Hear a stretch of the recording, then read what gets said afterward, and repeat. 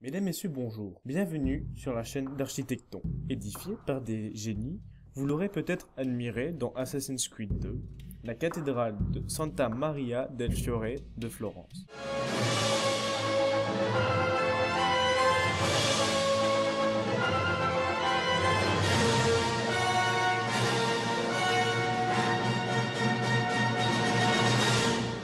Avant la construction de la cathédrale, il y avait une église, Santa Reparata, mais Florence grandit. Concurrente avec Pise, Sienne ou même Milan, la ville décida de bâtir une cathédrale comme les autres cités. 150 ans de chantier, 1296-1435, Santa Maria del Fiore fut entièrement finie au 19e siècle. Le plus important, c'est son dôme autoportant, fait par le génie Filippo Brunelleschi. Le chantier débuta en 1296 par Arnolfo di Cambio, puis agrandi par Talenti en 1357. Un concours fut organisé pour le dôme. Il eut deux opposants, la Poggini avec une façon gothique comme les cathédrales françaises, ou alors celle de Néri avec un système islamique jamais fait en Europe. L'architecte Néri proposa un système d'une double calotte interne et externe. Je n'ai pas vraiment compris comment il voulait faire, mais le projet est accepté. Ils ont mis une maquette dans une des ailes de l'édifice afin que les Florentins puissent se familiariser. Hélas, Néri mourut en laissant aucune trace de ses intentions. Heureusement, les murs et tambours sont construits, mais en 1418, le problème du dôme se reposa. Traditionnellement, le dôme aurait été construit avec des arcs-boutants et un cintrage, support en bois qui maintient la pierre, brique ou autre lors de son assemblage. Le cintrage étant fait une fois que le mortier est sec. Le fait est que pour pouvoir mettre un cintrage, il faudrait toute la forêt autour de Florence qui serait une grosse perte d'argent et de temps. Un concours s'imposait et Filippo Brunelleschi, qui est un orfèvre, était sûrement parti voyager dans le monde pour trouver un moyen de bâtir le dôme, proposa, sans donner de plan,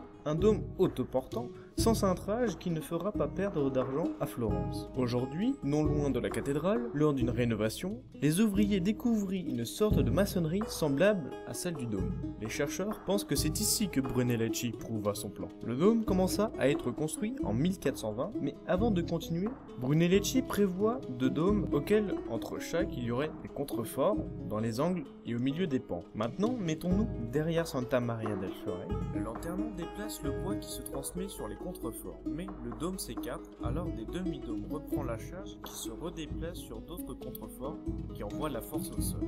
La technique de Brunelleschi est révolutionnaire. Faire un dôme en arête de poisson, cela permet de solidifier la maçonnerie lors de la construction. Mais ce n'est pas tout. Durant le chantier, l'assemblement en arc inversé permet de transmettre le poids vers le bas. Comme vous l'avez vu, il y a des briques verticales. Celles-ci sont toutes symétriques grâce à une rosace au sol. Elles représentent l'axe des briques verticales avec un cordeau qui passe par le centre du dôme. Pour acheminer le matériel en haut, le génie Brunelleschi inventa deux grues et un système d'embrayage. Ce dernier nous permet de changer le sens de rotation pour monter ou descendre les matériaux sans que les bœufs ne changent de sens. La première grue est pour le dôme tandis que le second est pour le lanternon. Aujourd'hui, Massimo Ricci ou Ricci refait le dôme en échelle 1/5 avec les mêmes techniques qui fonctionnent. Je vous remercie d'avoir regardé cette vidéo, j'espère qu'elle vous aura plu.